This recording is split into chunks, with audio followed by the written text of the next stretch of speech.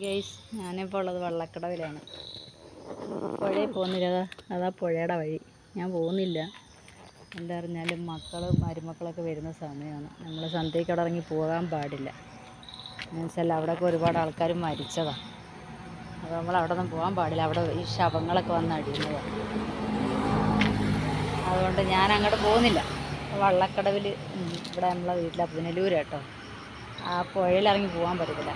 ഞാനിന്ന് തൂക്കുപാലത്തിൻ്റെ വീഡിയോ ഒക്കെ ഇട്ടു, നിങ്ങളൊന്നും കണ്ടില്ലല്ലോ. ഒരു ചേട്ടൻ്റേത് ഞാനിന്ന് 2 ലോട്ടറിയൊക്കെ എടുത്തു. ലോട്ടറി നോക്കിയിട്ടില്ല, ലോട്ടറി നോക്കണം.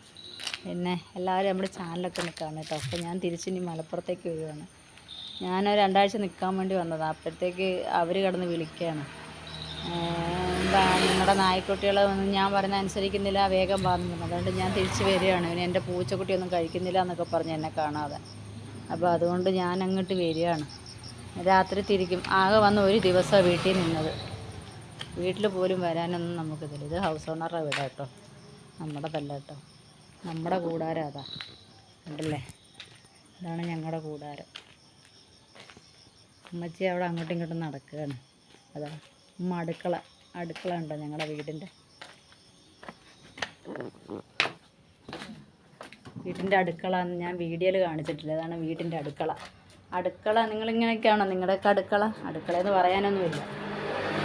ഇതാണ് അടുക്കളയെന്ന് പറയാൻ തന്നെ ഇല്ല, ഒരടുക്കള അത്രയേ ഉള്ളൂ.